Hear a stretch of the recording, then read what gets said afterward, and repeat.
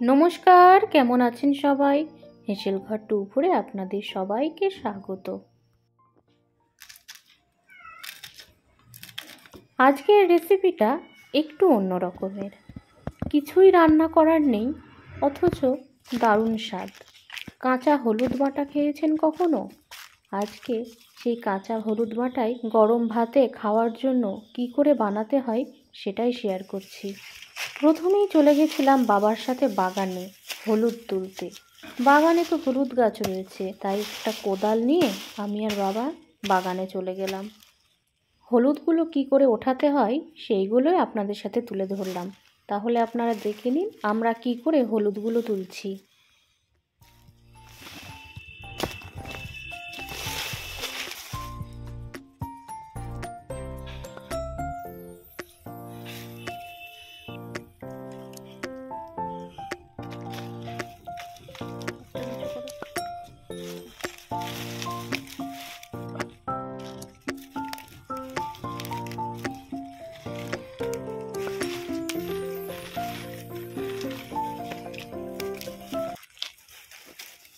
অনেক হলুদ তোলা হয়ে গেছে।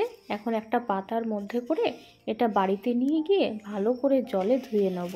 আপনারা যদি এই কাঁচা হলুদ ভাতে মেখে কোনো দিন না খেয়ে থাকেন, অবশ্যই একদিন খেয়ে দেখবেন।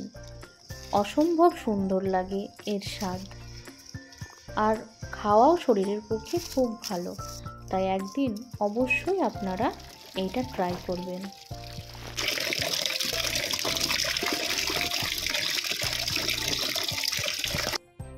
ভালো করে পরিষ্কার করে মাটিগুলো ধুয়ে নিচ্ছি। অনেক মাটি রয়েছে, তাই পরিষ্কার করে ধুয়ে নিতে হবে। আমরা হলুদটা একটু বেশি পরিমাণেই তুলেছি, এত হলুদ কিন্তু লাগবে না, একদম সামান্য পরিমাণেই হলুদ লাগবে। এই দেখুন, অতগুলোর মধ্যে থেকে এই 2 টুকরো হলুদ আমি নিয়ে নিয়েছি। এখন শিলে বেটে নিতে হবে।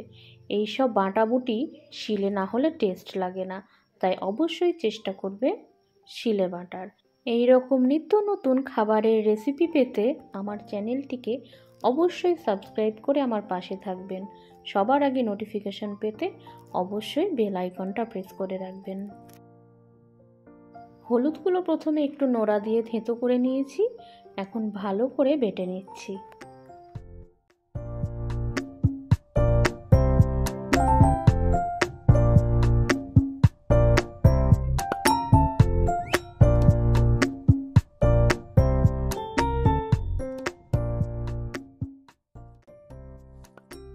হলুদ বাটা কমপ্লিট। এখন একটা বাটিতে তুলে তার মধ্যে 2টো লঙ্কা আর খাঁটি সর্ষের তেল দিয়ে উপর দিয়ে একটু নুন ছড়িয়ে গরম ভাতে সার্ভ করে নেব।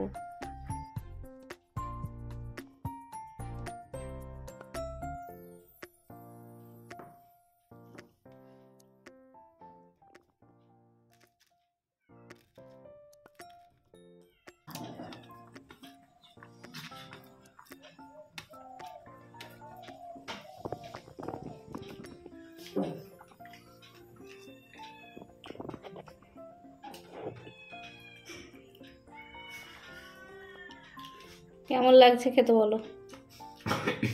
দারুণ দারুণ টেস্টি। আজকের হলুদ বাটার রেসিপি আপনাদের কেমন লাগলো আমাকে অবশ্যই জানাবেন। ভালো লাগলে লাইক কমেন্ট শেয়ার করে দেবেন। দেখা হবে আবারও অন্য কোনো রেসিপি নিয়ে। ভালো থাকবেন, সুস্থ থাকবেন। নমস্কার।